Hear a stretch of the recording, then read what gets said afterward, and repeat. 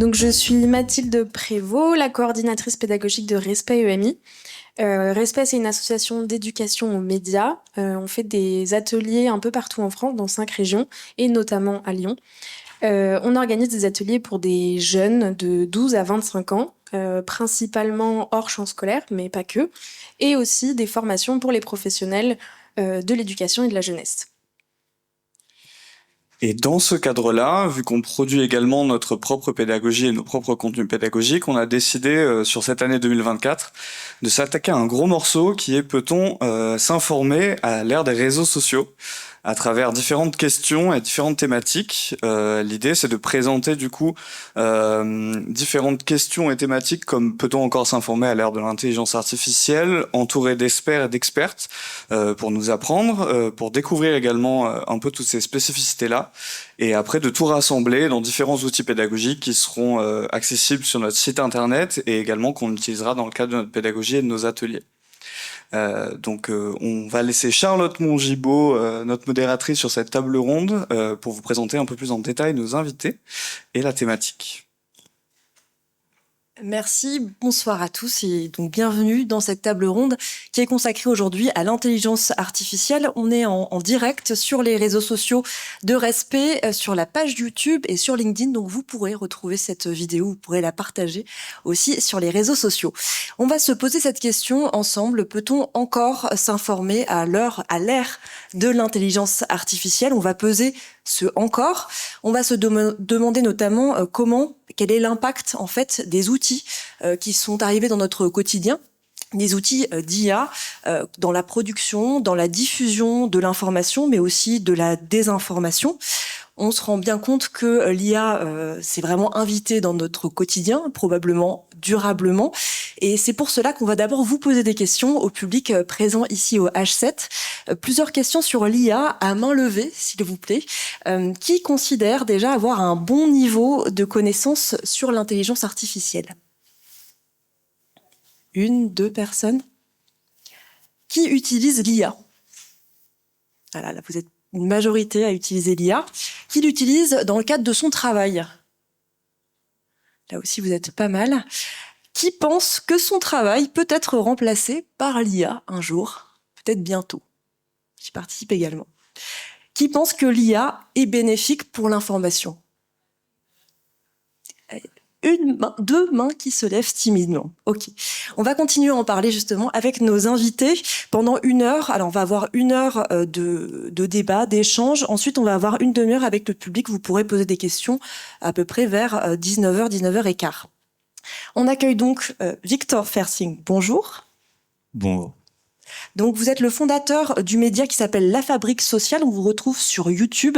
Votre média est spécialisé sur la vulgarisation de l'impact des bouleversements technologiques dans nos vies et sur notre société. Donc, vous êtes pile dans le sujet et dans l'actualité. Merci d'être avec nous.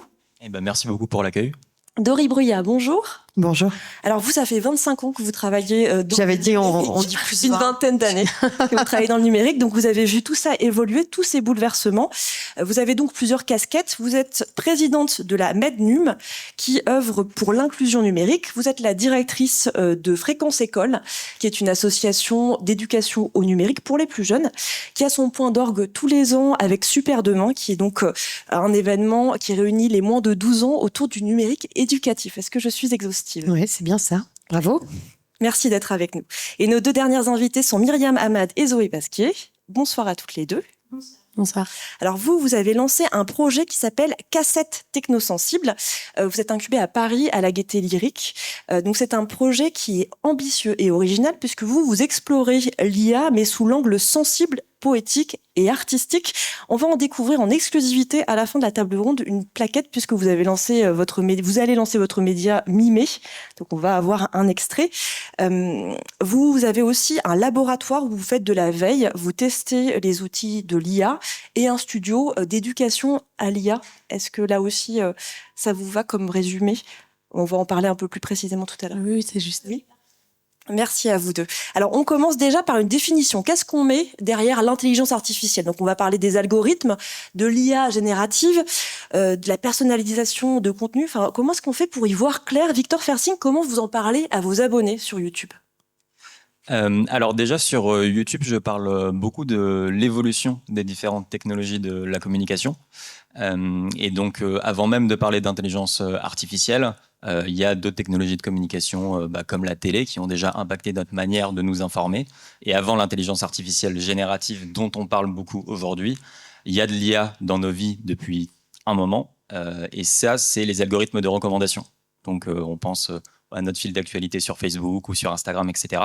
Ces IA, elles sont là déjà depuis des années. Elles ont un impact conséquent en fait sur notre manière de nous informer, puisque avec 3 milliards d'utilisateurs sur Facebook, c'est une intelligence artificielle qui décide de ce que voient justement des milliards de personnes en fait tous les jours sur un fil d'actualité. Donc l'intelligence artificielle, après, plus globalement, ça va être un ensemble de techniques qui tentent en fait de se calquer sur l'intelligence humaine pour prendre des décisions. D'accord. Les algorithmes, ça fait longtemps que ça existe. Maintenant, il y a des algorithmes qui sont tellement sophistiqués qui s'apparentent à de l'intelligence humaine dans les choix qu'ils font. Donc voilà, c'est un peu ce qu'on met, je pense, derrière le mot IA. Mais voilà, je pense que c'est important de rappeler que l'intelligence artificielle, c'est là depuis très longtemps, avant même l'intelligence artificielle générative. Alors, jusqu'où peut aller l'IA générative aujourd'hui? Est-ce qu'on peut s'imaginer qu'un discours d'un homme, d'une femme politique peut être aujourd'hui changé en direct? Victor Fersing? Ouais, alors il me semble que au forum de Davos récemment, c'est le nouveau président argentin où en fait il a été traduit par une intelligence artificielle. Il me semble que c'était en direct. Si c'est encore difficile aujourd'hui, ça sera plus le cas dans quelques semaines, quelques mois ou quelques années. Donc ça, je pense que c'est un des facteurs importants à prendre en compte quand on parle d'IA aussi. C'est le caractère exponentiel de l'intelligence artificielle. Donc quand les IA génératives sont sorties, enfin, je pense notamment à ChatGPT, il y a beaucoup de personnes qui ont dit, bah voilà, c'est extrêmement limité pour générer tel type de texte, etc. Pour moi, on se trompe de question puisque en fait, ça ne sera plus limité dans quelques mois ou quelques années. Donc il faut, je pense, vraiment avoir en tête ce caractère exponentielle pour bien comprendre les problèmes, les avantages aussi potentiellement, mais les problèmes que ça va poser dans les jours, dans les mois ou dans les années à venir. Alors, si on parle de l'IA justement aujourd'hui, c'est qu'on est passé à ce niveau où c'est entré dans nos vies. Il y a eu 2 bouleversements ces derniers mois. Zoé Pasquier, vous pouvez nous en parler peut-être depuis l'an dernier ou 2 ans. Oui, disons que même en 2022, c'est ça. Donc, en effet, pour rebondir sur ce que disait Victor, en effet, les intelligences artificielles, elles sont là depuis longtemps.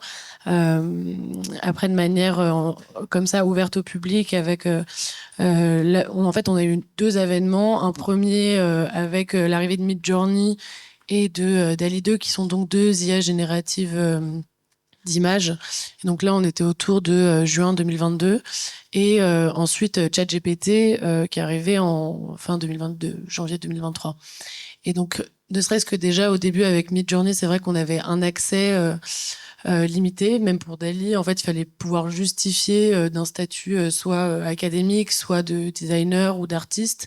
Donc ça a été très rapidement ouvert ensuite. Et ChatGPT qui est arrivé du coup avec OpenAI en janvier, et en mettant directement à disposition auprès du grand public. C'était son outil, quoi. 2 grands bouleversements, donc. Pour vous, Dory Bruyat, parler d'intelligence artificielle, quand on revient à la définition du terme, ça peut être un peu trompeur, puisque ça voudrait dire que la machine réfléchit un peu comme nous. Ouais, alors en fait, il y a plusieurs choses à préciser à mon avis. La première, c'est que pour l'instant, ces intelligences artificielles, elles ne sont pas tout à fait artificielles. Elles fonctionnent avec des humains qui qualifient la donnée à l'entrée et souvent l'augmentent à la sortie, enfin après le travail de l'algo. Donc en fait, c'est pas du tout que des machines. C'est des machines plus des humains.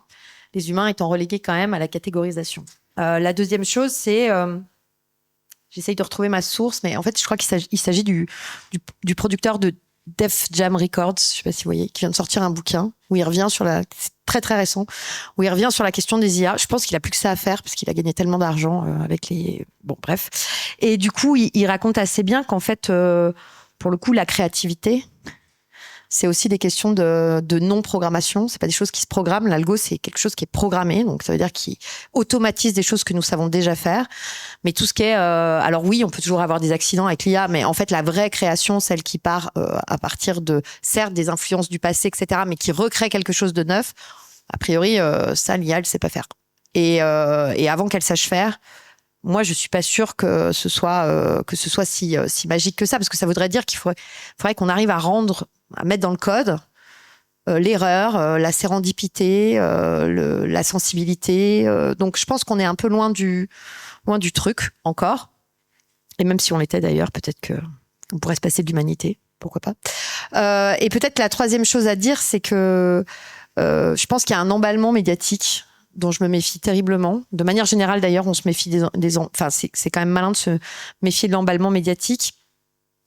Vous parlez de panique morale. Hein. Ouais, je parle de panique morale, mais parce que en fait, ce qui est troublant là, c'est qu'on est que dans enfin, il y a un peu les deux. Il y a répulsion, fascination. Ça dépend de qui on est, ça dépend d'où on vient, ça dépend quelle est notre vision du futur. Si on est très enthousiaste des technos, eh bien, on va se dire que c'est génial l'IA parce que ça va permettre de progresser du point de vue de l'automatisation. Si on est très angoissé par l'évolution des technologies puis qu'on préférait un retour à la nature, par exemple, ou un retour aux sources, voire qu'on est décroissant, ben, du coup, tout ça est parfaitement angoissant. Donc, je pense qu'on lit les mots de la société à travers ce qui est en train de se passer en termes de développement d'IA, mais c'est comme si on faisait la négation que c'est là depuis longtemps.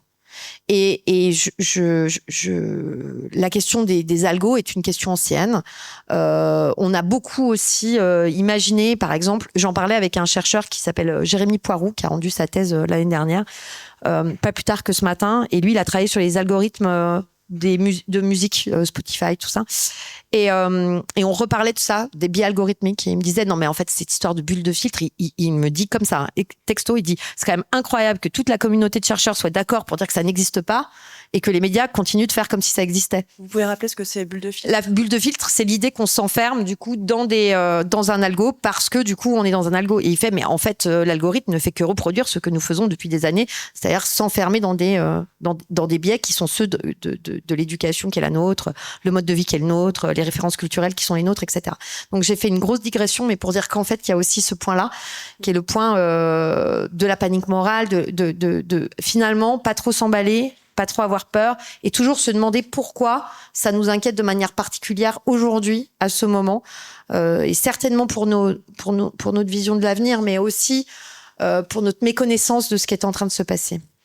Alors ça peut inquiéter en partie les médias, le secteur des médias. Surtout les médias. La panique morale, c'est une question de médias. Morale des médias, puisque les IA pourraient remplacer le travail des journalistes, peut-être un jour en tout cas. Est-ce que c'est le cas aujourd'hui? Est-ce que les journalistes sont menacés? Vous avez mené l'enquête, Myriam Hamad, puisque vous avez travaillé au sein du Media Lab de France Télévisions. Il y a quelques mois, vous avez fait une expérimentation en fait pour savoir si avec une IA, on pouvait faire un très bon documentaire télé de qualité. Oui, tout à fait. C'était un documentaire photo parce que à l'époque, la vidéo générée par IA donnait pas grand-chose, mais l'idée était la même. Et en fait, le constat qui s'est imposé, donc c'est un travail qui a été réalisé avec Arnaud Vincenti, qui est directeur artistique de l'information de France Télévisions. Et donc, on s'est dit, on a pris un sujet un peu marronnier de France Télé, qui était l'arrivée du Tour de France en 2100, pour justement évaluer les capacités de Midjourney à inventer le futur. Et donc à créer finalement des choses qu'elle ne connaîtrait pas encore. En fait, on s'est rendu compte en faisant ce travail que c'était toute une démarche qu'il fallait avoir de penser le futur et que simplement dire à l'IA pense le futur, ça donnait juste des avenirs extrêmement, dans des univers très de science-fiction ou un peu dystopiques et que c'était pas forcément l'image qu'on avait envie de donner. Et finalement, tout le travail qu'on a fait pour créer ce faux photoreportage, si on avait voulu le faire simplement par nous-mêmes, on serait probablement parvenu au même résultat en termes de temps passé et de temps consacré aussi à la conception et à la création de ces images.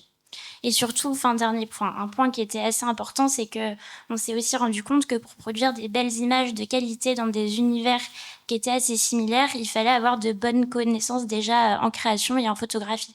Puisqu'on allait même jusqu'à dire quel était le type d'appareil photo utilisé, etc.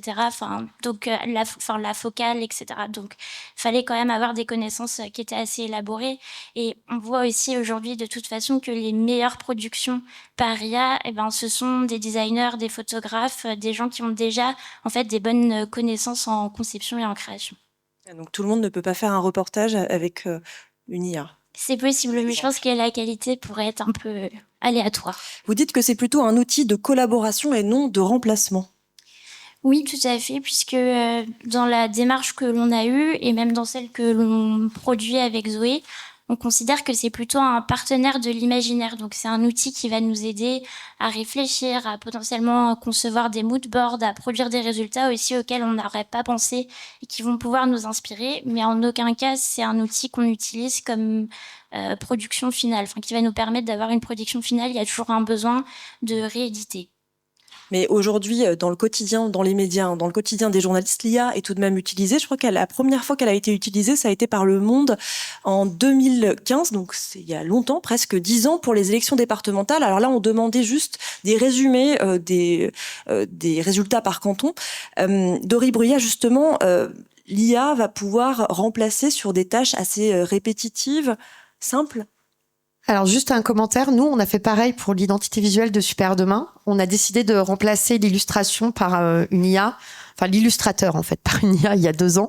Alors il se trouve qu'on a travaillé avec un graphiste de grand talent, donc du coup c'était pas un problème pour lui d'utiliser l'IA parce qu'en plus il est très à l'aise dans les environnements numériques. Cependant il en a, enfin je vais dire un mot moche, mais il en a chié pas mal. Il a mis une éternité pour obtenir ce qu'il voulait sur la première version.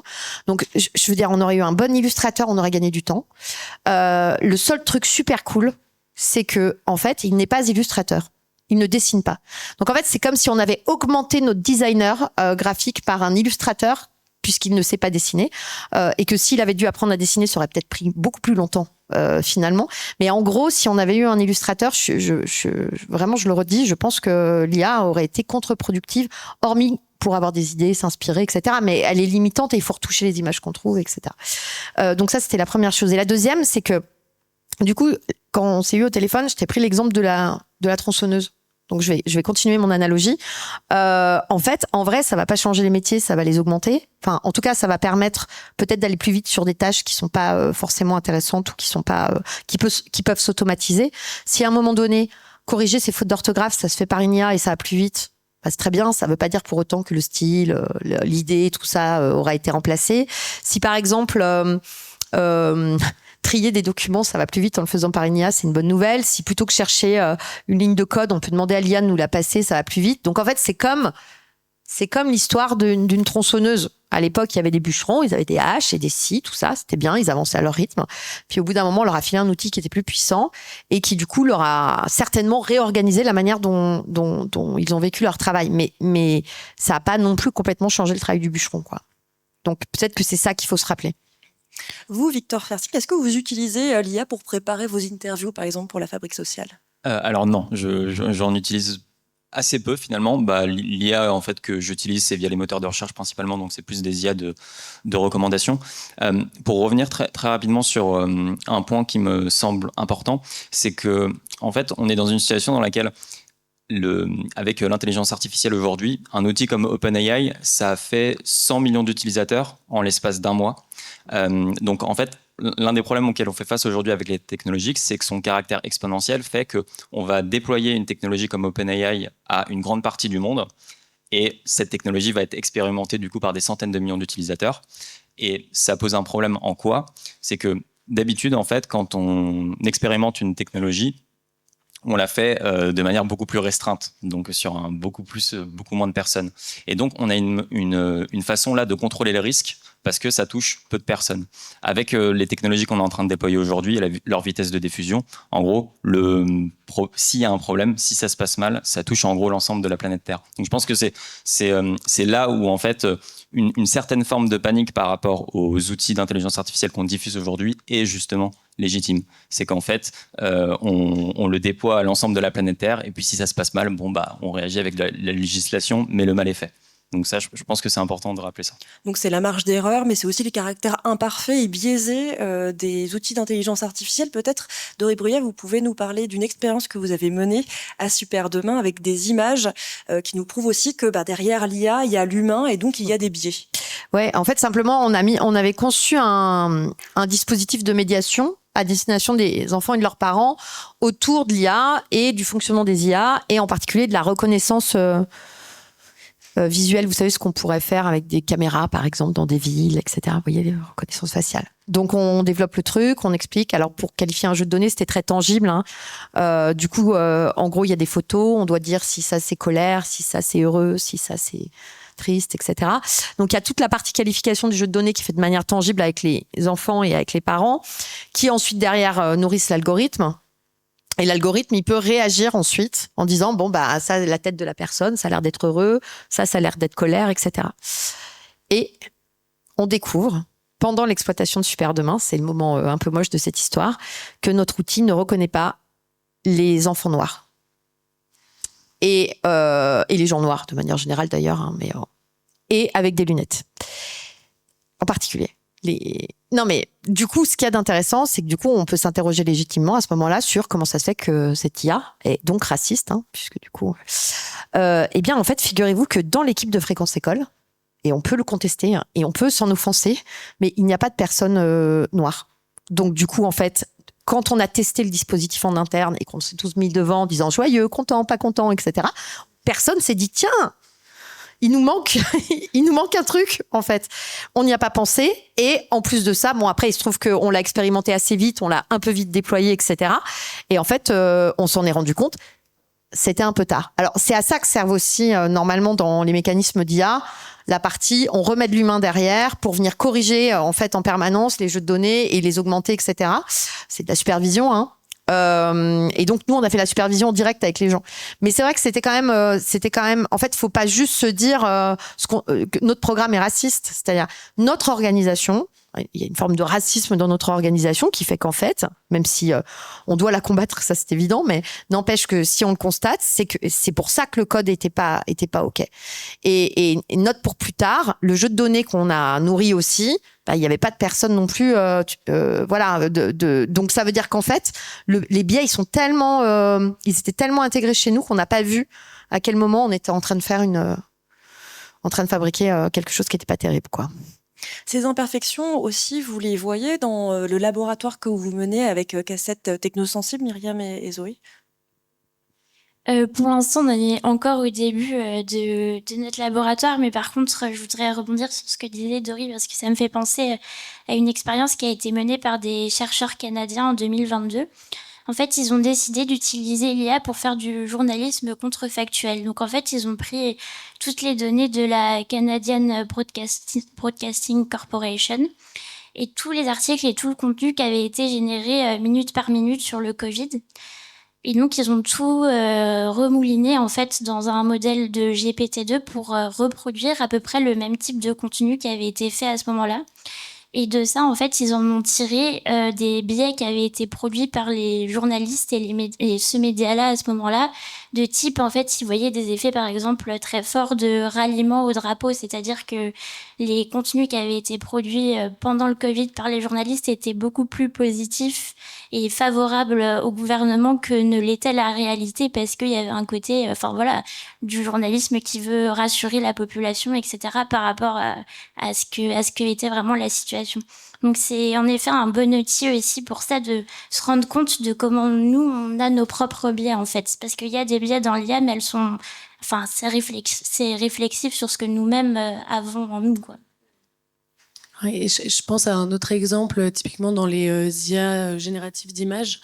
Midjourney et DALL-E pour les deux plus connus, où en fait au début les images humaines qui étaient générées, c'était en effet principalement des personnes blanches.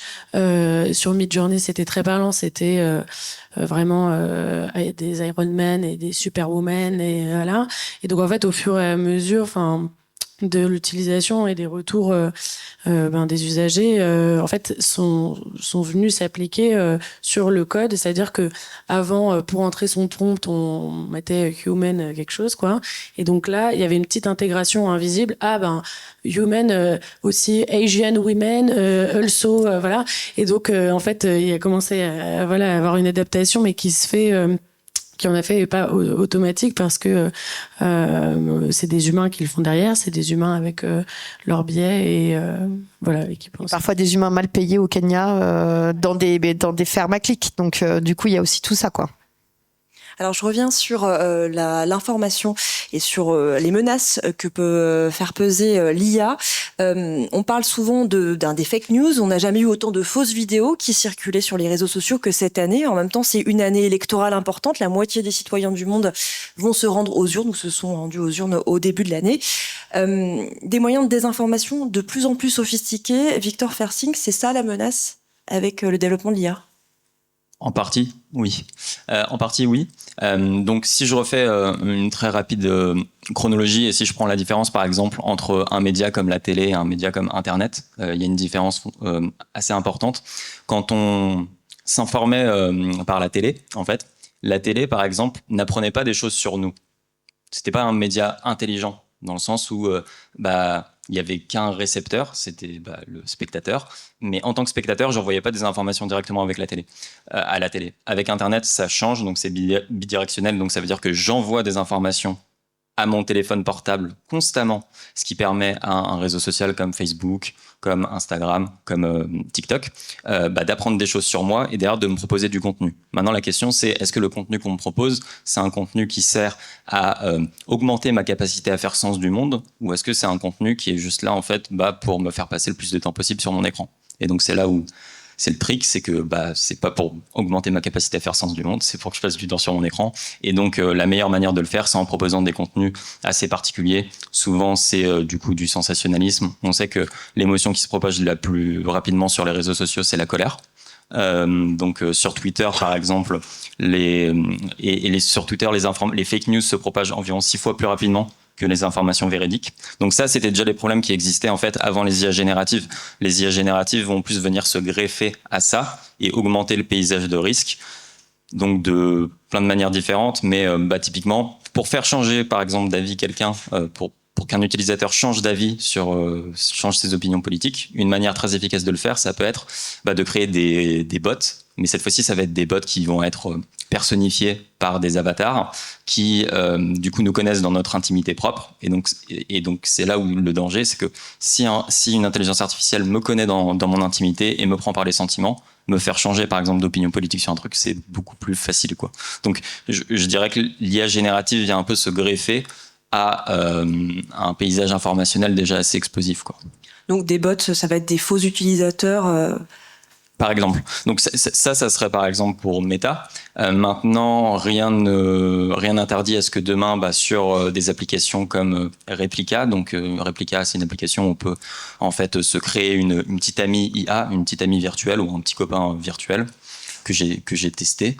Eh bien, là dans ce cas en fait, rien ne dit que demain il y aura des applications qui sortiront là-dessus, dans lesquelles en fait le robot cherchera, une fois qu'on est tombé amoureux de lui, à orienter nos opinions politiques.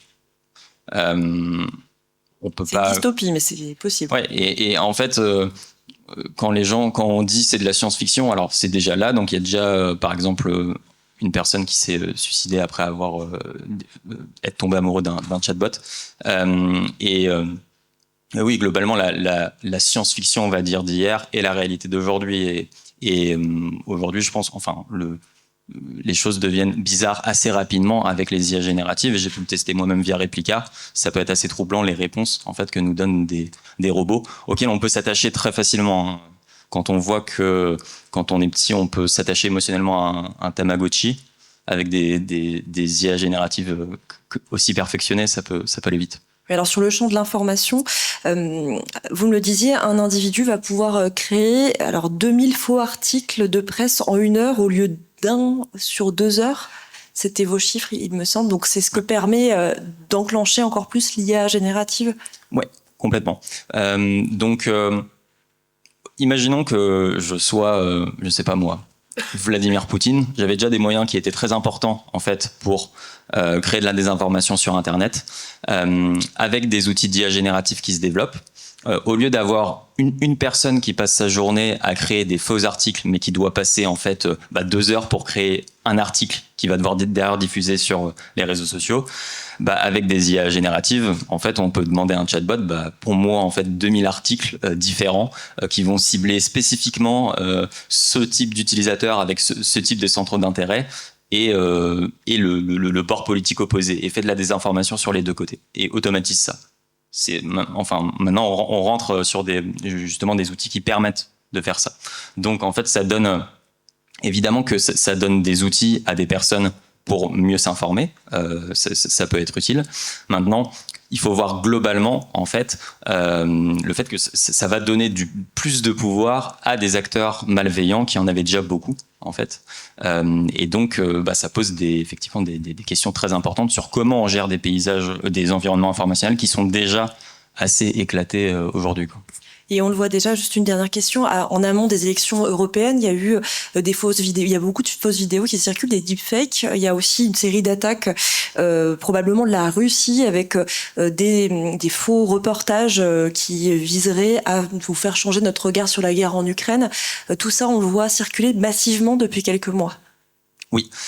Alors sur la Russie, donc il y a quelque chose qui s'appelle les fermes à trolls ou les usines à trolls. Donc Evgeny Prigojine, qui était l'ancien ami de Vladimir Poutine, qui est décédé récemment dans un crash d'hélicoptère un peu suspect, dirigeait en fait l'IRA. Donc c'était un entrepôt en Russie. Et en fait, c'est tous les gens qui travaillent pour l'IRA en fait passent leur journée justement à produire de la désinformation pour en gros inonder les environnements informationnels des États-Unis et des pays occidentaux, en gros des pays rivaux de la Russie. Donc là, ça peut peut-être s'intensifier aujourd'hui avec l'IA générative et avec les élections qui ont lieu partout, mais ça fait longtemps que c'est le cas. Et juste pour dire, quand un Vladimir Poutine va par exemple propager de la désinformation aux États-Unis, son objectif va pas forcément être que Trump gagne. Son objectif, c'est plus en fait de déstabiliser le pays rival. Donc, en gros, on a vu que en Russie, une des techniques, c'était en fait, ils arrivent carrément à organiser des manifestations à distance depuis leurs ordinateurs aux États-Unis. Et donc, une des techniques, c'était en fait, à distance, on va inciter des électeurs, des citoyens américains à manifester pour tel sujet, et on va aller chercher en fait les électeurs américains du bord opposé et aussi leur demander d'aller manifester. Et donc, en fait, on peut carrément créer une confrontation physique à distance entre des manifestants d'une cause et les manifestants de la cause opposée. Donc, c'est assez sophistiqué quand même. Donc c'est une menace comme sur l'ordre géopolitique. Doré Bruyat, si on augmente ces attaques, la quantité de fausses informations, est-ce que ça atteint forcément sa cible ? Je pense qu'en fait le sujet, c'est celui de la manière dont on comprend, on traite et on met à distance l'information de manière générale. J'entends bien que les moyens sont démultipliés, d'avoir des fausses informations, mais vu que moi je sais pas très bien ce que sont les vraies et les fausses informations, je pense qu'il faut complexifier le discours. Je vais vous donner un exemple que je trouve intéressant. Il y a quelques semaines, moi sur TikTok, pas mal d'enfants sont mis à parler d'un génocide en cours au Congo. Qui était orchestré par les Rwandais. Je suis pas spécialiste de la question, donc. Et ils s'en sont ouverts à un de leurs profs d'histoire, qui est par ailleurs un des spécialistes de l'éducation média en France. Du coup, il entend ça, il dit ah ouais, je sais pas, j'y connais rien en Congo, donc il va se renseigner. Et en fait, il ne trouve pas d'informations. Pas d'informations officielles, traitement OK, c'est-à-dire le journaliste encarté du Monde qui est allé, parce que en fait c'est pareil, là aussi il y a information et information, donc en gros il trouve pas d'informations en tout cas qui lui permettent de se sécuriser. Donc il me dit, on en discute tous les deux, enfin on se croise à l'occasion d'un événement et d'ailleurs à l'Arcom et on se dit bon OK, on fait quoi ? On fait quoi ? On dit aux jeunes c'est faux. Sachant qu'on ne sait pas si c'est vrai, mais on ne sait pas si c'est faux. On dit aux jeunes, donc ça pourrait être faux, mais ça peut être vrai. On dit, est-ce qu'il y a des éléments qui nous permettent de faire un diagnostic de la situation ? Franchement, si vous n'êtes pas spécialiste du Congo, vous pouvez y aller. Et en fait, on vient de poser une question essentielle, qui est, dans un monde dessin informationnel, Dominique Cardon, il utilise ce mot-là de manière assez nette, et il l'utilisait déjà il y a 20 ans, dessin informationnel, comment est-ce qu'on peut apprendre à vivre en incertitude ? Et c'est une autre question qui n'a rien à voir, c'est-à-dire en permanence se demander quelle est l'intention de celui qui parle, Est-ce qu'il est en train d'essayer de me vendre ou de m'influencer sur quelque chose? Est-ce que finalement je peux construire mon point de vue autrement? Est-ce que véritablement, si je vois beaucoup de contenu qui suggère et de la violence et du conflit, etc., est-ce qu'il faut que je m'enflamme de manière systématique en perdant tout recul, ou est-ce qu'il faut que je fasse preuve d'un petit peu de sagesse, etc., etc., etc. Et c'est complexe. On peut imaginer aussi que les enfants d'aujourd'hui, ils n'ont pas été élevés comme nous on a été élevés, enfin moi en l'occurrence, donc vous c'est encore différent, mais avec les mêmes sources d'information. Moi quand j'étais petite, il y avait 5 chaînes de télévision. Donc en vrai, moi je croyais qu'en fait, il y avait que la radio qui passait. Vous savez, je viens d'un milieu hyper populaire, donc on n'écoutait pas vraiment de musique. Et je croyais qu'il existait en musique que ce qui passait sur Fun Radio, quoi. C'était ça mon monde. Il était tout petit, tout étriqué, tout nul, sans profondeur. Et aujourd'hui, ce qui est génial, alors oui, évidemment, il y a des fausses informations, il y a des IA, etc. Mais c'est que le monde, il est grand. Et que du coup, par contre, il faut leur apprendre un peu à gérer ça, la boussole, l'incertitude, la mise à distance. Mais c'est quand même vachement plus chouette d'avoir un monde grand qu'un monde tout petit. On va parler dans un instant des opportunités aussi. Non, mais tu vois, j'insiste quand même sur les opportunités. Mais j'entends les limites, il y en a évidemment, mais dans toute source d'information, les bouquins, tu prends les bouquins, le nombre de bouquins merdiques qui sont sortis, qui ont été imprimés, qui sont dans des bibliothèques, qui sont presque dangereux pour l'existence, par exemple, des femmes, tu vois. Et pour autant, ils sont bien là, et c'est pas pour autant qu'on les croit, et c'est pas pour autant qu'on se dit qu'ils sont fiables, etc. Victor, vous voulez réagir? Oui, je suis tout à fait d'accord sur le point sur l'incertitude. Je pense que c'est essentiel. Un autre point qui me semble important, c'est en fait, aujourd'hui, les jeunes en fait qui s'éduquent principalement via des technologies, enfin beaucoup via des technologies numériques. Quand je vois les niveaux d'utilisation de TikTok, ça m'inquiète beaucoup. Pourquoi? Parce que pour s'informer, il faut être capable de faire face à une certaine complexité, parce que le monde est quelque chose de complexe et il semble qu'il soit de plus en plus complexe, donc ça demande du temps. Aujourd'hui, je ne suis pas sûr qu'on prépare justement les jeunes à affronter cette complexité quand en fait on a des enfants qui passent 8 heures par jour sur TikTok. Parce que en fait, si le cerveau regarde des vidéos de 8 secondes pendant 10 heures d'affilée, en fait le cerveau va juste s'habituer à ça, et derrière tout contenu long qui prend du temps va être très compliqué en fait à ingérer. Et je pense que là on fait face à un véritable problème qui est en fait quel jeune va vouloir en fait lire un livre et rentrer en profondeur dans un sujet si en fait il passe sa journée sur TikTok. Et pour intervenir régulièrement en milieu scolaire, je suis capable de repérer en un coup d'œil l'élève qui passe du temps sur TikTok dans la classe. J'ai même pas besoin de lui parler, ça se voit physiquement. C'est des élèves qui sont extrêmement distraits. Donc je pense que ça c'est un autre point assez important à souligner. D'ailleurs, vous êtes impliqué dans une association qui s'appelle Lève les yeux, qui sensibilise sur ce sujet, sur l'attention sur les réseaux sociaux. Dori Bouya, vous souhaitez réagir? Ouais. Mais, très honnêtement, Victor, je suis pas du tout d'accord. Mais on va pas rentrer dans tous les détails. Peut-être simplement, on a des mécanismes attentionnels sur les réseaux sociaux qui font qu'en effet, compte tenu des modèles économiques qui sont ceux des réseaux sociaux, on fonctionne toujours avec un truc qui existait déjà avant, qui s'appelle la loi de proximité. La loi de proximité, c'est pas que la loi du nombre de morts par kilomètre, c'est une loi qui est plus complexe que ça et qui tient compte de plein de critères en fait, dont l'appartenance sociale, la proximité géographique, mais aussi la proximité temporelle, etc. C'est-à-dire qu'aujourd'hui, on les connaît, les règles qui font qu'en fait, on va être plus attentif à quelque chose. Ce qu'il y a de vrai, c'est que par exemple, longtemps, on s'est beaucoup inquiété de la télé-réalité. On s'est même beaucoup inquiété de la télé. On s'est beaucoup inquiété des mangas japonais chez les enfants, qui allaient tous les rendre plus débiles les uns que les autres et qui allaient contaminer leur intelligence. Ça ne s'est pas avéré, j'insiste.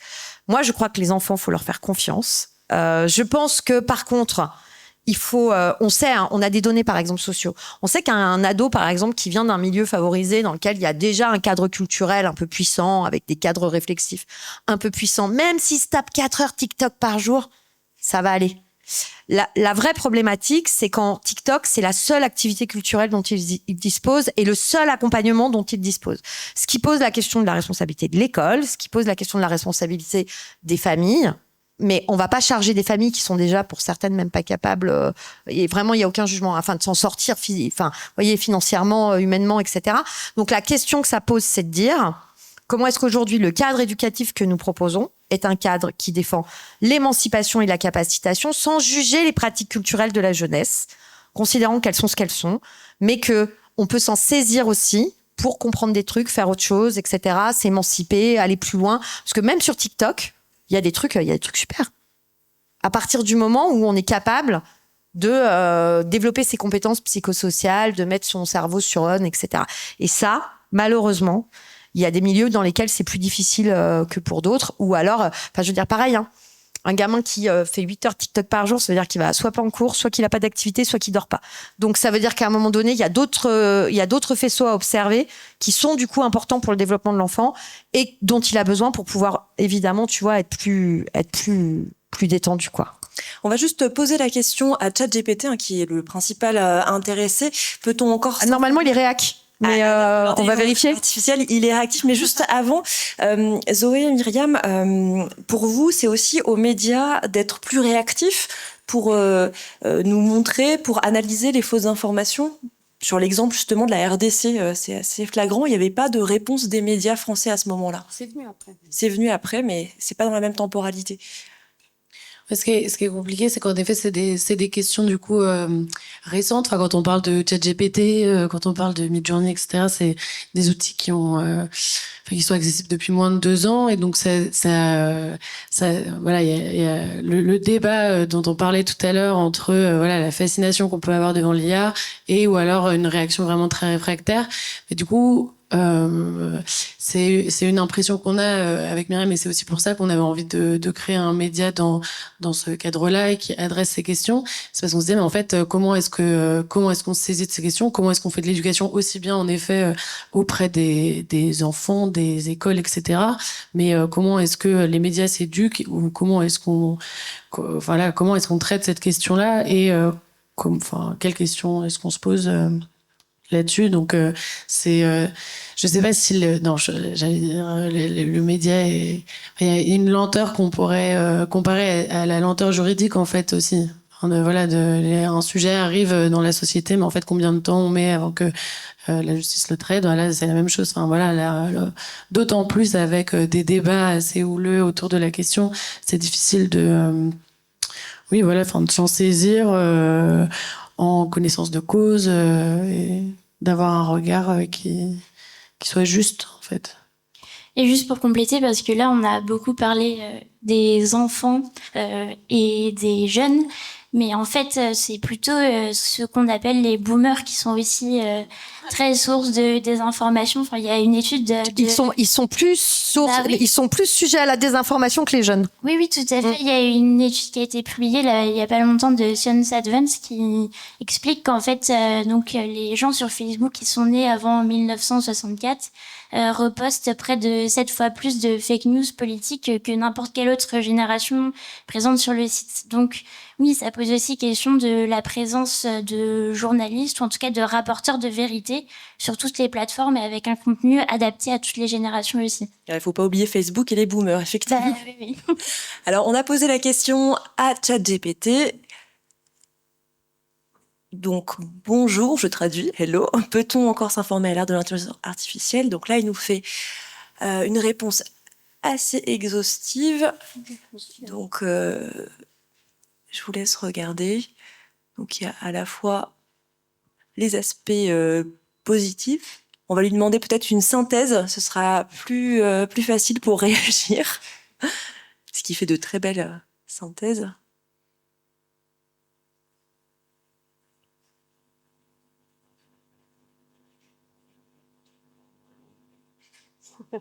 Bon, c'est la même chose.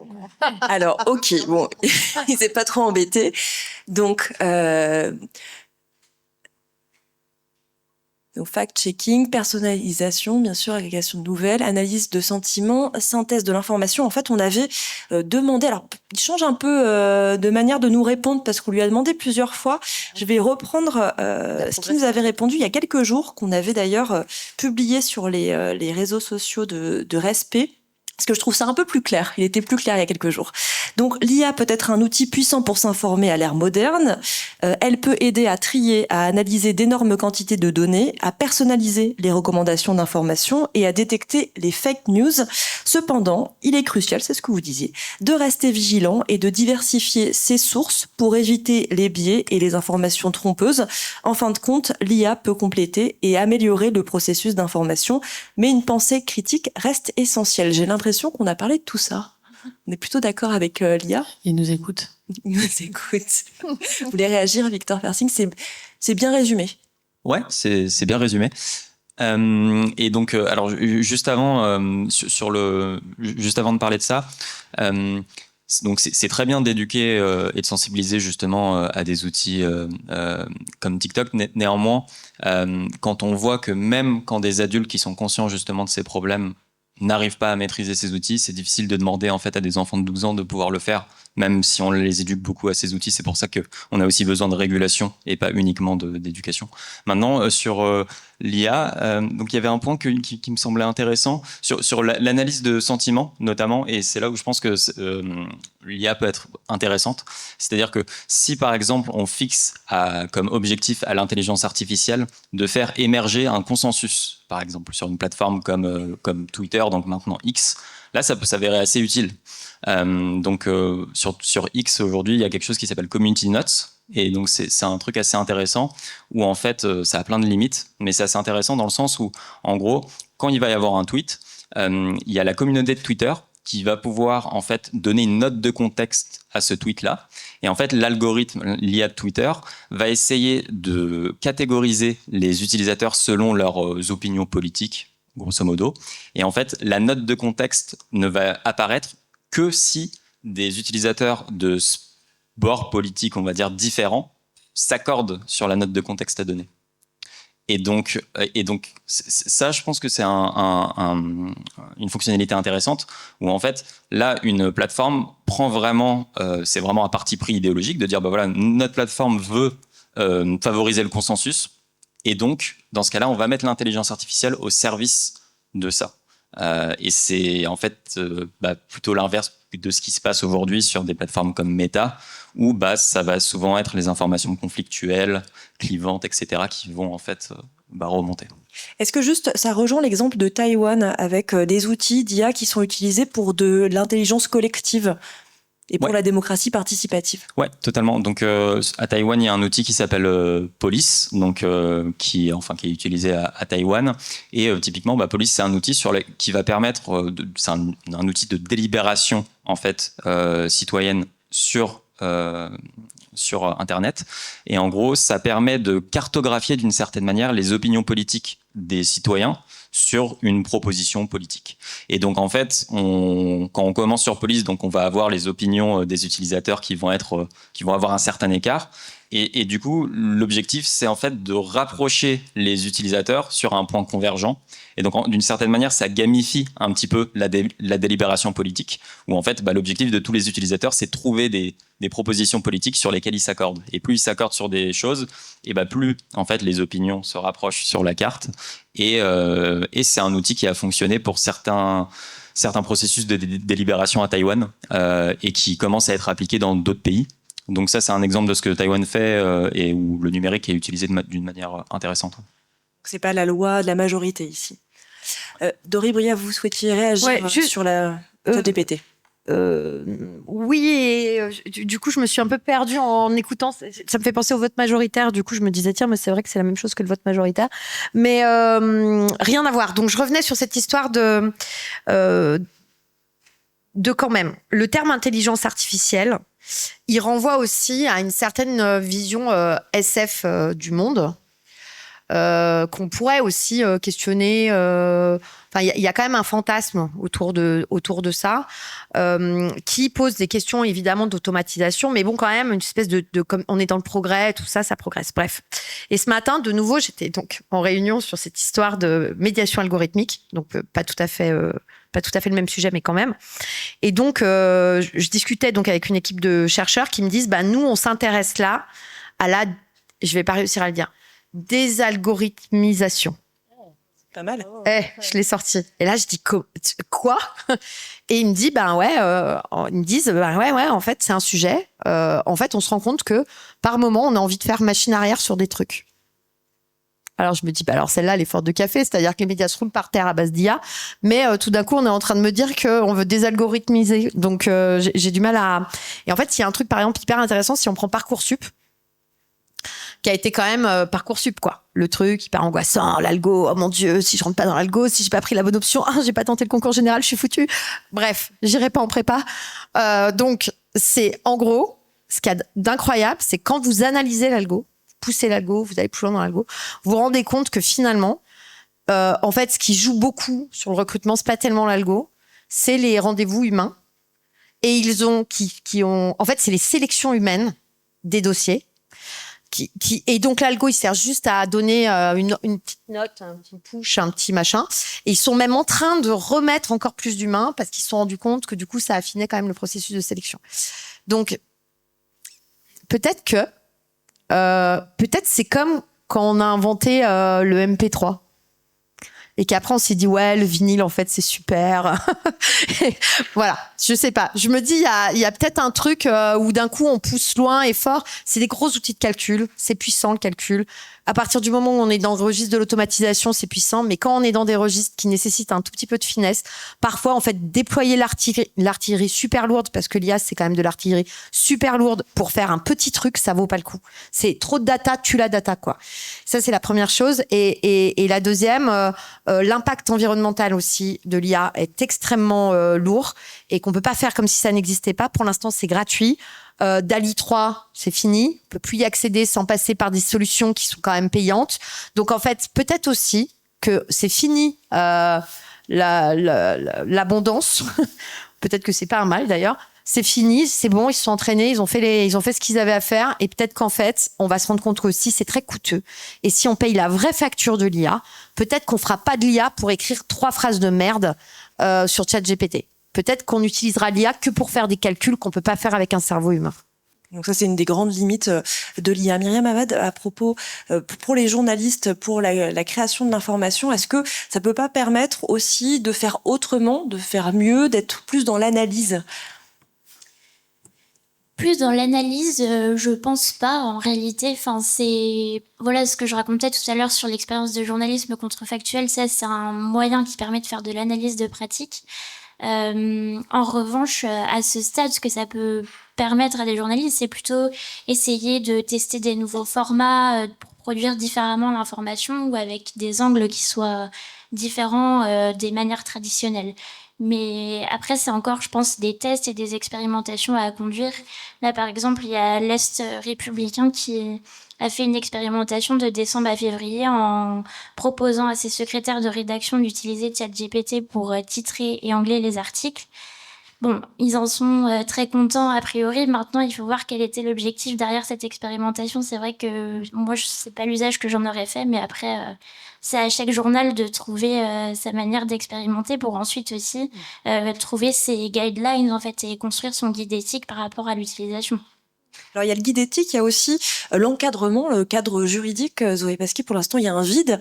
Est-ce que ce serait pas bien de commencer à légiférer, de commencer à encadrer un peu l'IA? Alors, je vais juste rebondir, j'avais trop envie de rebondir sur la définition de l'IA donnée par Dory. Et en fait, dans les années 90, il y a un terme qui partait du même acronyme IA, mais qui parlait d'informatique autre, et plutôt que d'intelligence artificielle, et justement pour un peu stopper le fantasme en effet. Et il y a pas mal en fait de gens même qui travaillent dans l'intelligence artificielle qui disent qu'ils sont juste qui travaillent dans la donnée, dans la data, exactement, ingénieur données ou data analyst, etc. Parce qu'ils se disent mais en fait ça tout de suite c'est énormément d'imaginaires complètement fantasmés qui viennent avec le lot intelligence artificielle parfois. Voilà. Et aussi sur les ressources que ça demande, en fait, par exemple, ChatGPT, si on met juste le système même de ChatGPT sans utiliser toute la partie de données web, etc. Et ben en fait, ce système-là peut tenir sur une clé de 2 gigas. Et donc en fait, comme Stable Diffusion, qui est donc une autre IA générative d'images, qui au début était en fait accessible essentiellement par code open source, et donc il s'agissait de le mettre en local sur sa machine, et du coup de pas faire appel à tout un tas de données, parce que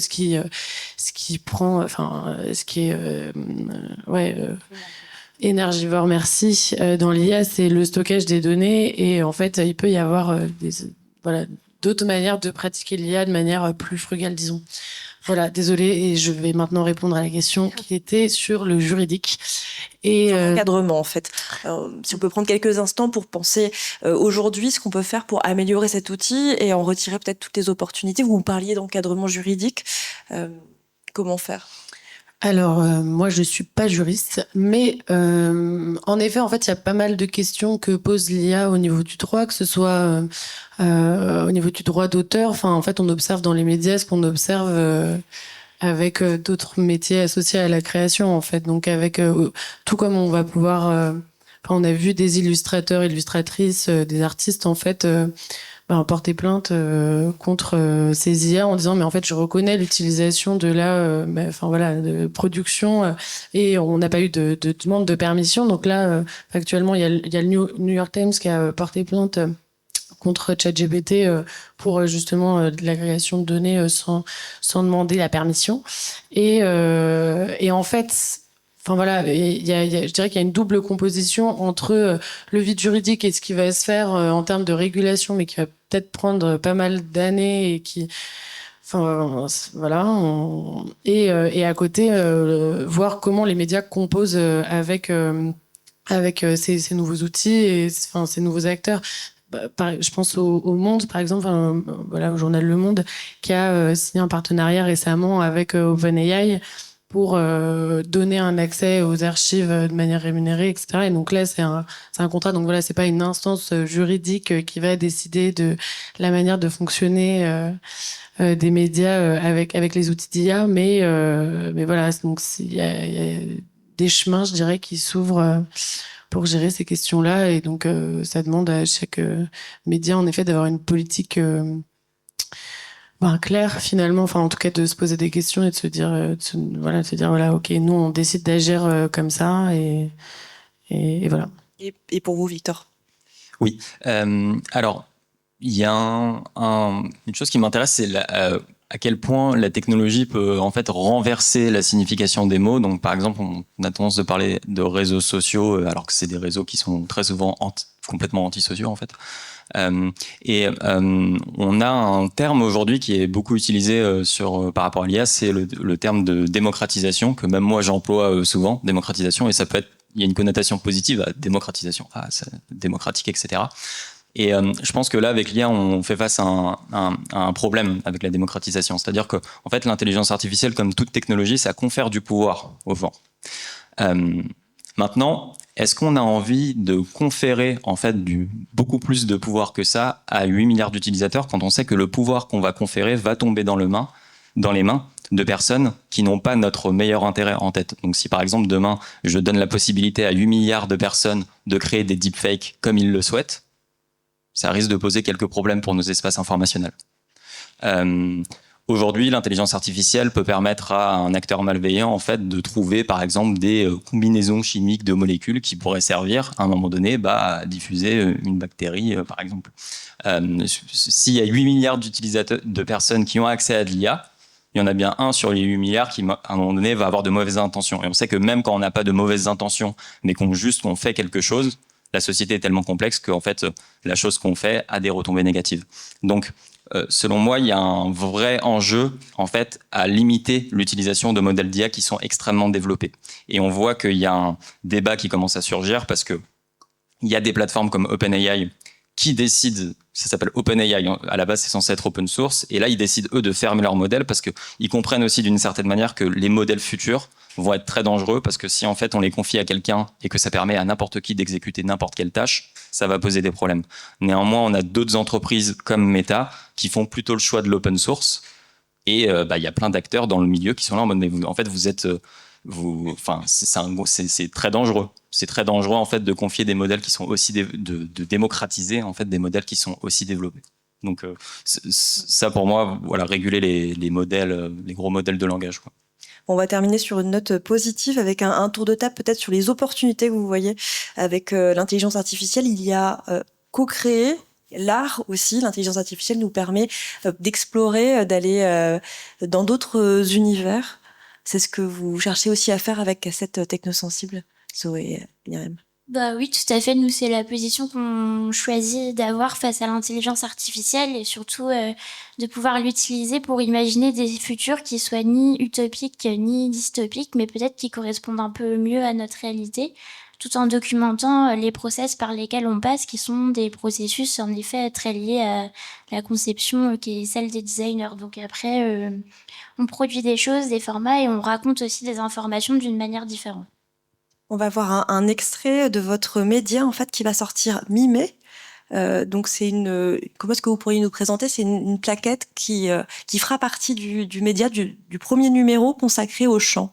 Oui, alors là c'est même une maquette, donc je pense que ça ne se, c'est en tout cas un premier jet de travail où en effet on a décidé de travailler sur le chant et donc en fait on a parlé un peu tout à l'heure d'archives, en tout cas en fait les données collectées par les IA, c'est tout ça c'est de l'archive quoi. Et donc on s'est dit mais comment est-ce que avec tout ce travail d'archives de l'IA et ensuite ce qu'on peut créer en tant que projection, comment est-ce qu'on peut travailler autour de ça. Et donc pour le chant, on a pris un monument qui n'est pas lyonnais, qui est l'Opéra Garnier à Paris. Et donc on a fait une recherche avec tout un tas de cartes postales qu'on a retrouvées assez anciennes, également des archives sonores d'opéra de l'époque. Et donc l'idée c'est de faire une rétrospective et ensuite d'arriver. En fait peut-être que là je parle trop, alors qu'il faut laisser les images et le son faire le travail. On va écouter. Mon cher Lucien, il règne une telle effervescence en Paris ces derniers jours. L'atmosphère y est exaltée, comparable à celle que j'ai connue lors des Jeux Olympiques de l'an 1900. Actuellement assise à l'ombre des grandes artères, je m'acquitte de la tâche de t'écrire ces lignes depuis un café. Les rues sont animées d'un ballet incessant de calèches, symphonie éphémère qui charme mes sens. C'est avec une pointe d'excitation que je m'apprête à pénétrer dans l'enceinte de l'opéra, lieu où se déroulera la représentation de la dernière œuvre de Giacomo Puccini. On murmure que l'influence japonaise y est éclatante, ajoutant une touche exotique à cette soirée qui s'avère si prometteuse. Je ne manquerai pas de te faire part de mes impressions dès que la pièce se sera dévoilée, à mes yeux et à mon cœur. En attendant, je reste ta dévouée amie, prête à partager les délices de cette expérience artistique. Ta douce Lily.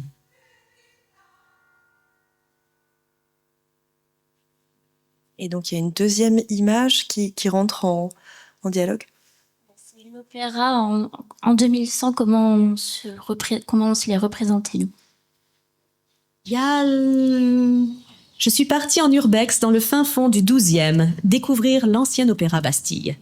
On m'avait dit que c'était bien d'y aller au printemps parce que les oiseaux ont tendance à s'y loger et font résonner leur chant à l'intérieur, en harmonie avec les œuvres des années 2000.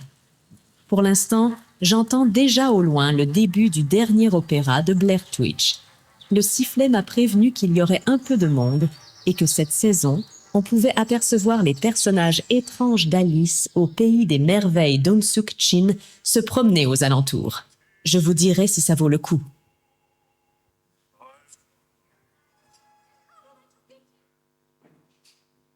Bon, et juste pour dire, en fait, dans cette maquette, c'est un mélange de mid-journée, de génération de voix par Eleven Lab et d'édition un peu de nous sur différents logiciels.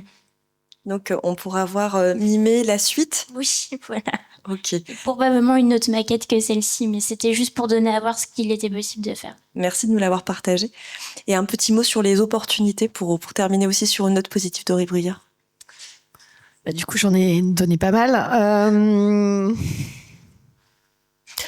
Je me dis qu'à minima, on parle très peu d'éducation et de médiation au numérique. C'est une erreur. Parce que c'est un sujet de justice sociale hyper net, qu'on a identifié, qu'on connaît, etc. Mais on n'en parle certainement pas assez. Et si l'IA pouvait avoir l'avantage de mobiliser les médias, l'opinion publique, que tout le monde s'inquiète de ce déferlant de techno, et que du coup tout le monde se dise ah bah tiens, peut-être qu'il est temps de mettre de l'éducation et de la médiation, voire de réinventer certaines choses de l'école, moi je me dis qu'on n'aura pas perdu notre temps. Je vous donne un petit exemple. Avec ChatGPT, c'est facile de faire une rédac. Hein. Surtout quand le sujet, il s'agit de recracher ce qu'on peut trouver sur Internet. Si on imagine que tout l'exercice, bientôt, ce sera plutôt de faire un travail tellement personnel d'analyse, voyez, que du coup, en fait, recracher ne sera pas le sujet, l'IA pourra pas le faire à notre place. Et du coup, voyez, quand on lui demande d'avoir un point de vue, un point de vue, quoi. Mais si on part sur des choses qui sont plus sensibles, l'IA pourra pas le faire. Mais pour l'instant, les enseignants continuent de filer le même exercice et de se rendre malades de voir qu'en effet, ils corrigent des copies de ChatGPT, ce qui fait d'eux, à mon avis, les plus gros entraîneurs d'IA de France. Et donc, du coup, peut-être qu'il y a un truc à réinventer et qu'on pourrait profiter de ce moment-là pour essayer de se dire, OK, nouvelle révolution industrielle, dont acte. Maintenant, qu'est-ce qu'on fait? Un dernier mot aussi, Victor Fersing, avant de demander d'ouvrir ce débat au public. Alors, je pense que la technologie a beaucoup à nous apporter si aussi on s'en sert pour se reconnecter entre êtres humains et se reconnecter à la nature. En fait, l'un des soucis avec... je suis toujours un peu dubitatif des technologies, dont en fait, derrière l'incitation de la technologie, c'est de nous faire passer plus de temps sur des écrans. Je pense qu'il y a des technologies qui sont extrêmement utiles, qui se déroulent sur écran. Néanmoins, je pense que l'intelligence artificielle peut aider en fait des personnes qui partagent des centres d'intérêt à se retrouver dans la vraie vie. Et moi, c'est depuis que je fais mon activité en indépendant avec ma chaîne YouTube et ma recherche, etc. En fait, je trouve que les meilleurs côtés de cette activité, c'est quand je finis par envoyer un message sur LinkedIn à quelqu'un et finalement, on va se retrouver directement en visio ou alors on va se retrouver en vrai, quoi. Et donc, c'est là où je pense que on devrait passer beaucoup plus de temps à essayer de développer des technologies qui nous permettent de passer moins de temps avec la technologie plutôt que de maximiser le temps qu'on passe sur un écran. Alors ici, en vrai, dans le public, est-ce que vous avez des premières questions pour nos invités, réagir peut-être à notre question primaire, peut-on encore s'informer à l'ère de l'intelligence artificielle? Qu'est-ce que vous en pensez? Ou des réactions par rapport à ce qui a été dit? Ou par rapport à Cassette Technosensible aussi, dont on a vu un premier extrait. On peut peut-être faire circuler mon micro?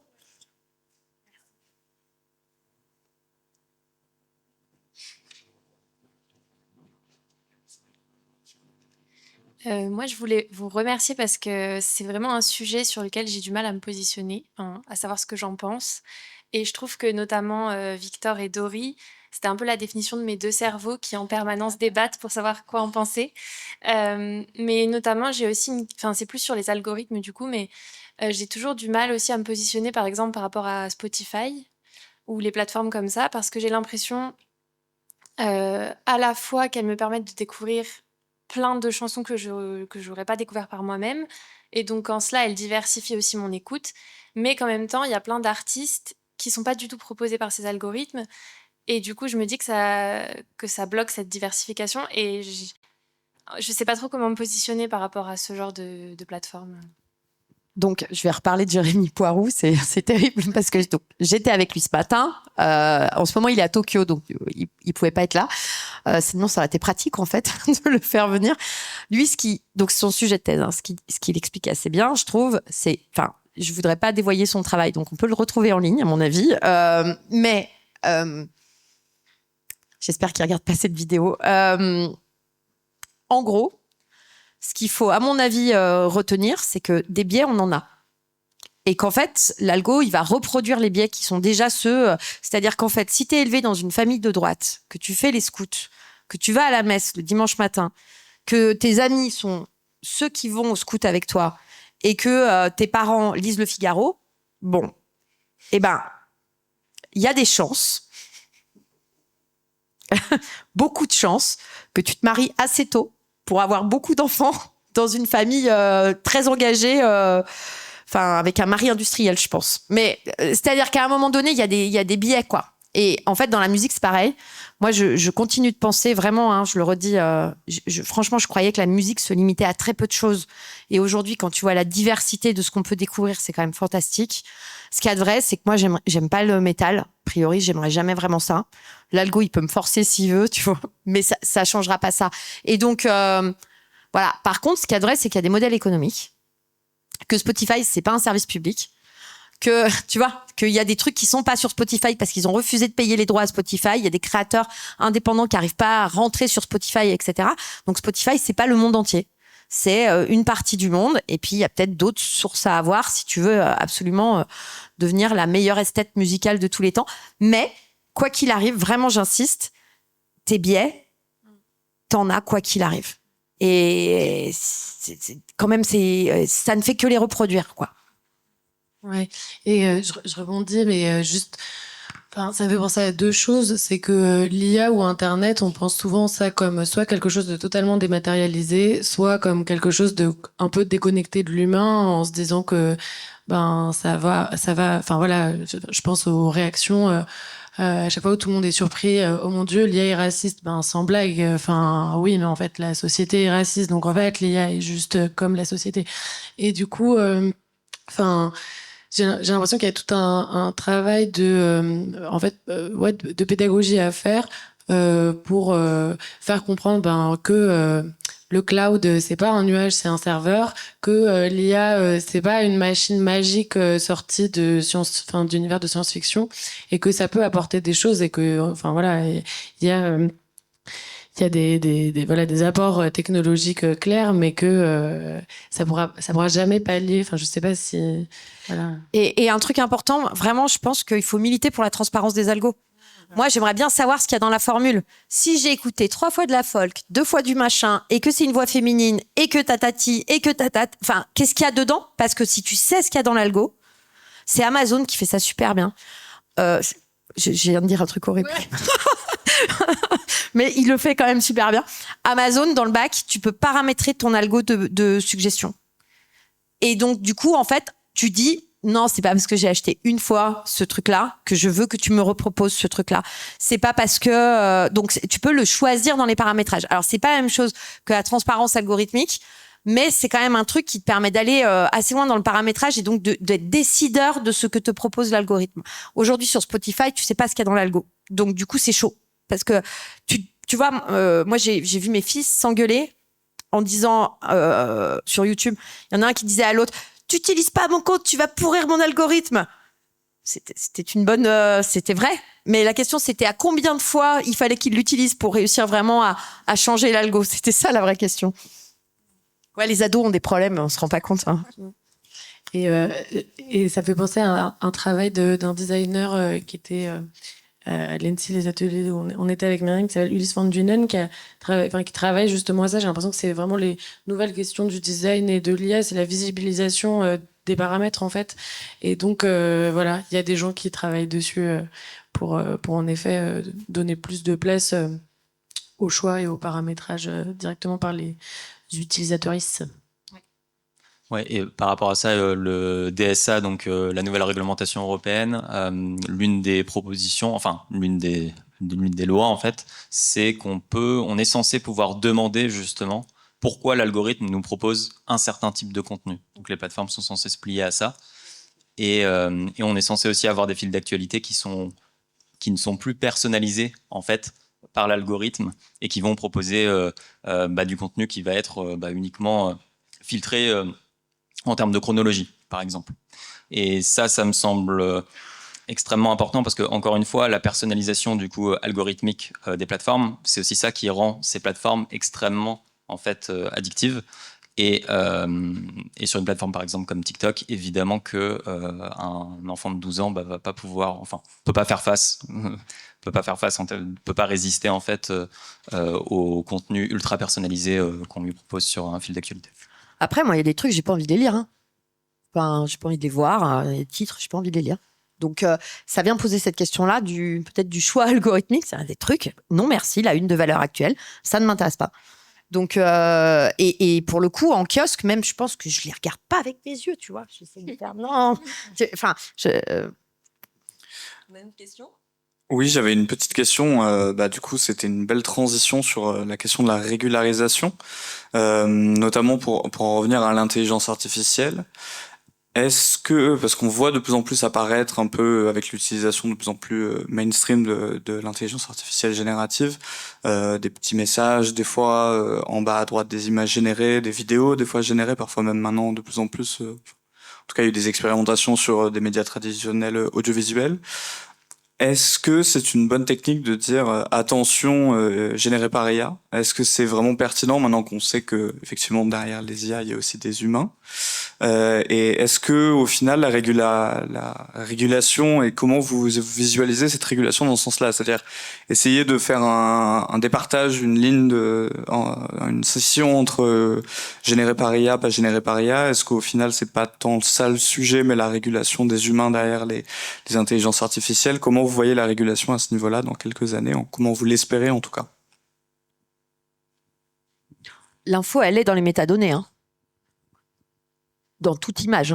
Si tu sais lire les métadonnées d'une photo, tu as l'info. Donc la question qu'on pourrait se poser, c'est est-ce que les gens savent lire les métadonnées d'une photo? La réponse est non, mais... Non, oui, sur ça aussi, la Commission européenne a appelé les outils d'intelligence artificielle à en fait proposer des watermarks, donc des filtres où directement c'est généré par IA. Mais par exemple, quand je travaillais à France Télévisions l'année dernière, la question qui se posait, c'était mais est-ce que les gens vont encore prêter attention à la vérité ou pas si c'est trop divertissant le contenu qui est existant? Donc en fait, c'est une question qui devient peut-être un peu plus profonde sur le rapport à la vérité des gens tout simplement et comment est-ce qu'on fait comprendre que la vérité c'est important et pourquoi. Enfin, donc ça, c'est une question peut-être plus de l'ordre de l'éducation aux médias que de la du simple marquage généré par IA, même si je pense personnellement qu'il est nécessaire, c'est mieux que rien. En éducation à l'information, on utilise une photo par moment en petit atelier là, de Nicolas Sarkozy qui est sur un cheval. Vous la connaissez cette photo? Il ressemble à un cow-boy, il est au milieu de la steppe, tout ça. Il y a une deuxième photo qui existe où tu vois un chariot de journalistes photographes avec des perches et tout ça, mais un chariot, hein, je sais pas, ils sont 40, tous penchés comme ça. Et en fait, il est pas du tout tout seul dans la steppe en train de faire le cow-boy.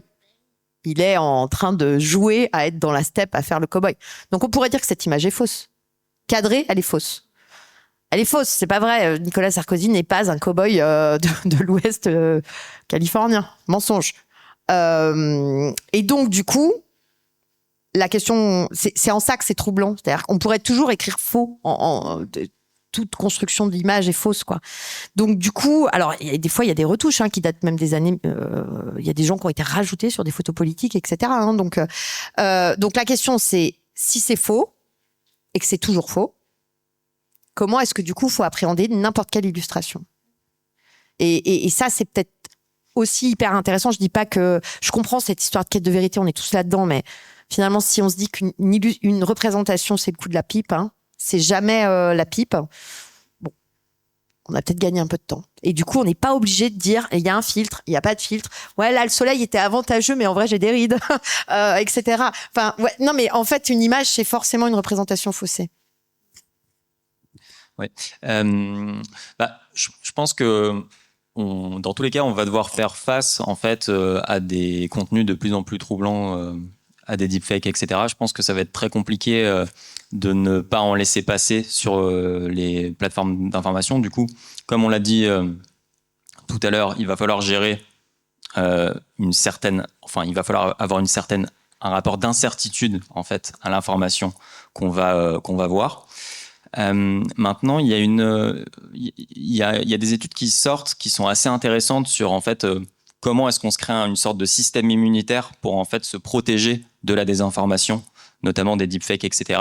Donc il y a une étude qui s'appelle, je crois que c'est inoculation psychologique, quelque chose comme ça. Et donc en fait c'est tout bête, c'est qu'on va prendre par exemple des jeunes et on va leur montrer en fait les principales techniques de désinformation qui peuvent exister sur les réseaux sociaux. On va leur montrer des exemples, etc.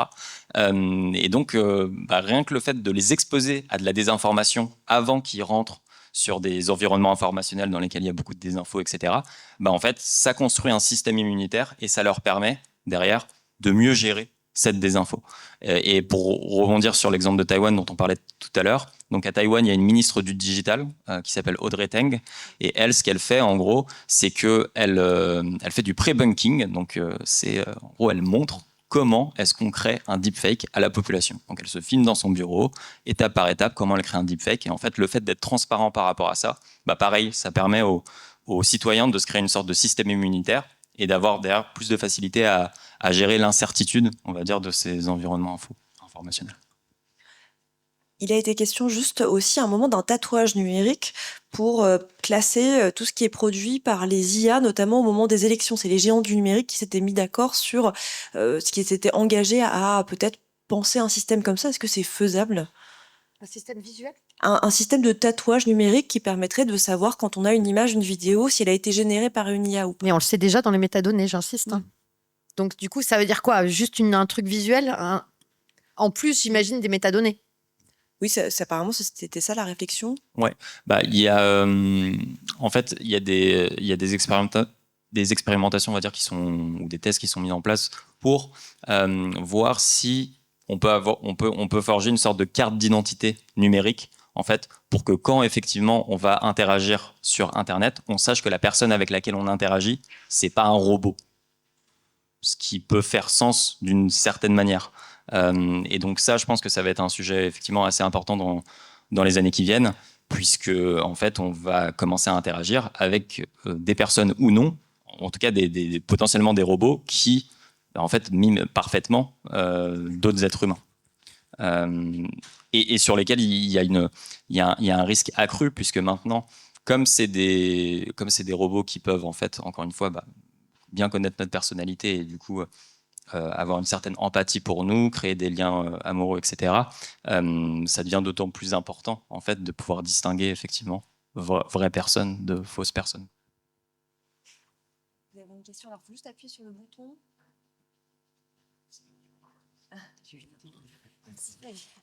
Oui, alors notamment par rapport à l'éducation aux médias et à la désinformation, comme vous l'avez bien dit, il y a toute une partie de sensibilisation et d'éducation par rapport à la désinformation, par rapport à l'IA, qui est très importante et que vous avez l'air de faire auprès des jeunes. Maintenant, tout à l'heure, on a parlé des boomers, et c'est vrai que les chiffres sont quand même très marqués, notamment au niveau des plus de 65 ans qui repartagent beaucoup plus de fake news sur les réseaux sociaux. On arrive à atteindre les jeunes dans les milieux où ils sont, donc les écoles, tous les lieux qui accueillent aussi des jeunes, donc je pense au MJC par exemple. Maintenant, par rapport aux boomers ou aux plus âgés, comment est-ce qu'on pourrait faire pour les atteindre et pour les sensibiliser sur ces sujets également ? Alors, moi, donc, je suis présidente donc, Fréquence École, c'est les enfants, et je suis présidente de la coopérative de l'inclusion numérique en France. Donc, c'est la coopérative qui gère ce qu'on appelle les médiateurs numériques et les conseillers numériques. Donc, les acteurs qui interviennent sur le développement des compétences numériques tout au long de la vie. Donc, ça, c'est le côté boomer, tu vois. Je crois que 40% des publics qu'on accompagne, enfin, que mes sociétaires accompagnent, enfin, que nos sociétaires, enfin, bref, vous avez l'idée, sont très âgés. Parce que évidemment, les difficultés numériques, elles ont touché de plein fouet. Et les problématiques de dématérialisation, toute la dématérialisation des services publics, les personnes âgées, ainsi que les pauvres. Et imagine si tu es pauvre et âgé, à quel point voir que tu parles pas français, là, ça complexifie quand même assez radicalement ta vie. Ce qui n'empêche que il y a des lieux de médiation numérique qui sont souvent très connotés socialement parce que du coup, ils sont plutôt dans les quartiers prioritaires, qui permettent quand même d'accompagner. L'éducation à l'information n'a jamais fait partie des priorités des conseillers numériques. On en est au stade de la CAF, le machin, les impôts, etc. Donc, en ce moment, Margot, là-bas, elle travaille sur un projet pour le ministère de la Culture pour essayer de voir comment est-ce qu'on peut fabriquer une sorte de petit kit de sensibilisation des boomers, puisqu'on a décidé qu'on les appelait comme ça. Du coup, je crois que je suis une boomeuse, moi. C'est quoi la catégorie pour être boomer ? C'est avant 1964. Ah non, ça va alors. Oui, ça va. Ok, donc excuse-moi, je comptais. Belle jeunesse. Et donc du coup, ce que je disais simplement, du coup, en parlant de ces fameux boomers, c'est qu'est-ce qu'on fait au quotidien, sachant que ce qu'ils ressentent, c'est aussi un grand sentiment. Je me souviens de personnes qui me disaient, je ne conceptualise pas Internet.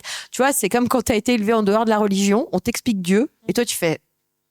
il y a un truc qui va pas. Ça tient pas, quoi. Donc là, c'est un peu la même chose. C'est-à-dire, Internet, si tu as du mal à le conceptualiser et que ton cerveau, il a déjà vécu longtemps comme ça, c'est hyper dur de changer. Et là, on peut imaginer que sur l'information, je le redis, hein, pour certains, il y avait encore moins que 6 chaînes. Ils ont connu le RTF. J'exagère presque pas. Donc, du coup, ça veut dire qu'à un moment donné, c'est un très grand écart. Donc, ça vient poser des questions de bonnes pratiques un peu simples, mais ça peut vouloir dire aussi que ça risque de rester un petit peu compliqué. Et je pense aussi à des personnes, moi, tu sais, qui se font arnaquer à base de...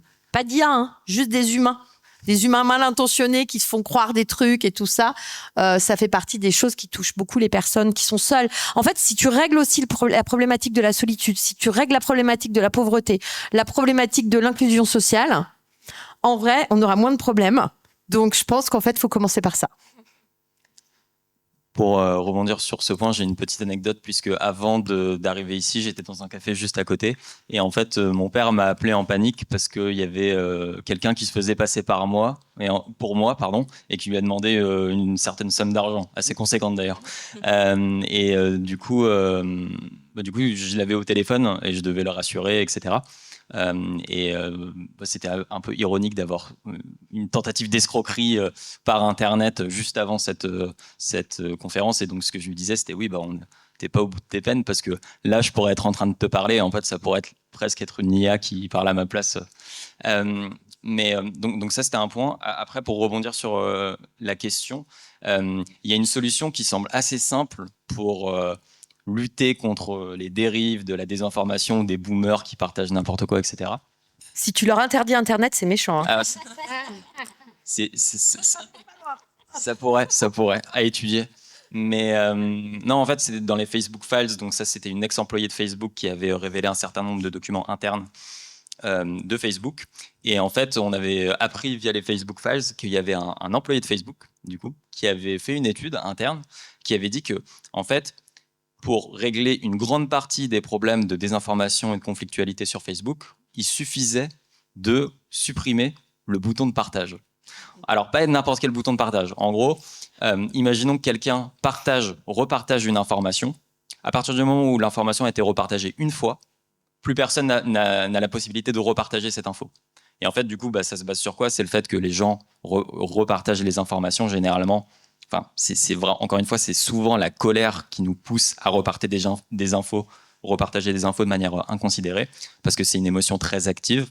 Même moi-même, je le vis régulièrement sur les réseaux sociaux. Parfois, j'ai envie de partager une info rapidement. Il faut que je respire un bon coup. Et cet employé avait fait cette étude interne. Il avait montré que ça réglerait une grande partie des problèmes. Donc, en fait, il y a des petits détails dans le design de ces plateformes qui, si on prend en compte la psychologie humaine, peuvent régler beaucoup de problèmes. Le truc, c'est qu'aujourd'hui, la psychologie humaine, elle est plutôt exploitée à des fins commerciales. Si elle était exploitée à des fins d'intérêt général, il y aurait beaucoup de progrès, je pense. Et juste pour conclure, du coup, respect, éducation aux médias, c'est aussi une réflexion qu'on a en interne depuis un peu plus d'1 an là actuellement. Vous le voyez peut-être, la petite phrase l'éducation aux médias pour toutes et tous, c'est aussi notre enjeu de développement sur 2024-2025, de pouvoir proposer également des ateliers d'éducation aux médias, pas uniquement pour des jeunes au sens large, mais également pour toutes et tous réellement, parce que ça devient un enjeu urgent, notamment en lien avec les évolutions technologiques de l'information. Est-ce qu'on conclut? On a le temps encore pour 1 ou 2 questions? J'ai cru voir une main qui se levait, mais non, c'était pas le cas. Si.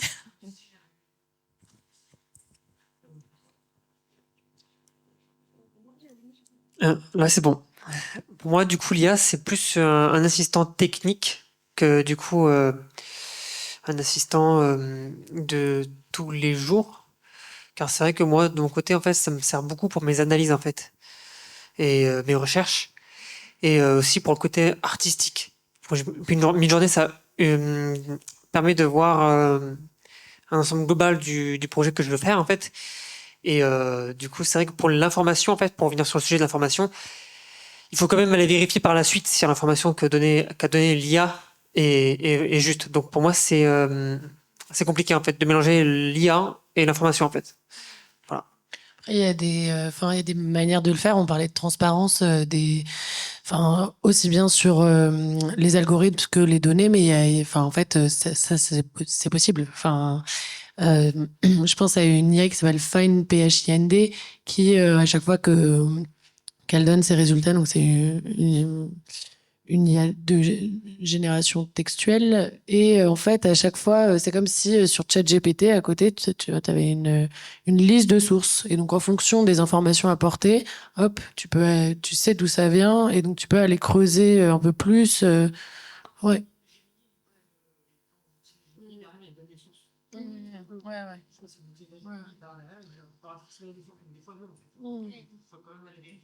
Oui. Et des fois, c'est à l'heure qu'on trouve l'information, des intelligences artificielles et fausses.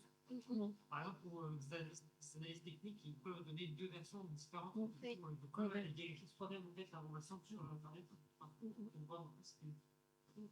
moi, c'est compliqué du coup de mélanger l'IA et c'est compliqué. Et information, on peut savoir votre métier? C'est juste dans votre quotidien. Porteur de projet, ok. Est-ce qu'il y a une autre question ou vous souhaitez rebondir?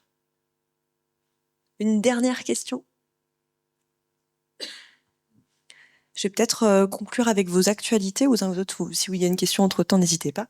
Victor Ferting, sur quoi va porter votre prochaine vidéo de la Fabrique sociale? Alors, c'est deux épisodes en fait qui vont se suivre. Et donc, le premier épisode, c'est sur une analyse de l'impact des différentes technologies de communication à travers l'histoire. En fait, ce qui m'intéressait vraiment, c'était d'analyser qu'est-ce qu'un smartphone réellement, qu'est-ce que constitue, c'est quoi cette technologie, parce que on a tendance très souvent quand on utilise des technologies, on a tendance à les normaliser très rapidement.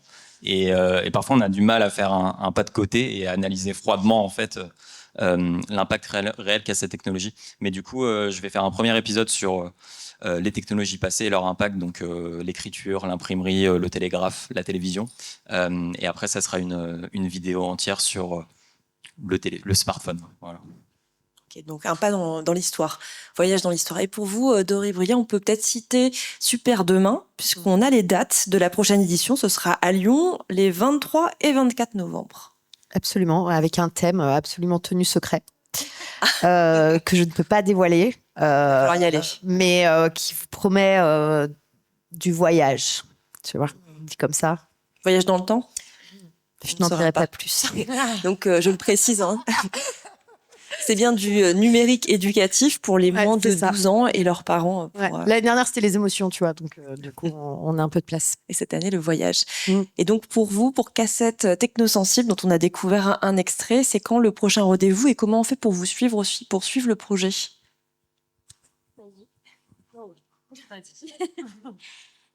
Donc nous, notre objectif, c'est d'avoir un premier numéro numérique pour la mi-mai.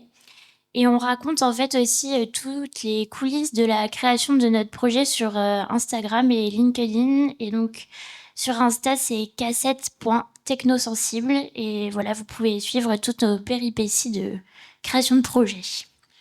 Création de projets, médias, codage de sites, gouvernance, organisation. Oui, c'est intéressant. Enfin, on s'est dit que, en fait, on savait nous-mêmes pas vraiment comment créer un média parce que on savait pas. Enfin, c'était pas des informations. Enfin, je pense que si c'est accessible, mais bon, bref, on s'est dit que ça pouvait être amusant, en tout cas, de partager un peu notre quotidien. Donc sur Instagram, c'est le quotidien fun et sur LinkedIn, c'est le quotidien LinkedIn. Voilà. Mais dans tous les cas, on vous retrouve avec Cassette, donc la lettre et le chiffre et Technosensible. Et les actualités de Respect, eh bien, c'est une prochaine conférence qui aura lieu non pas à Lyon, mais à Marseille, le 29 mai, à la Fabulerie, oui, c'est bien cela. Et donc, ce sera en présence ce sera sur un autre thème, mais on parlera probablement aussi d'intelligence artificielle. Information et influence, peut-on concilier vérité et viralité sur les réseaux sociaux. Et donc, ce sera aussi en direct, hein, si vous êtes à Lyon, sur les réseaux sociaux de Respect. Donc, Respect EMI sur LinkedIn. Et non, c'est l'inverse, voilà, j'en étais sûre. Respect sur LinkedIn et Respect EMI pour la page YouTube, pour à la fois suivre en direct et puis revoir la vidéo. Et cette vidéo également. Eh ben, merci beaucoup. Passez une bonne soirée. Merci d'avoir participé à cette table ronde.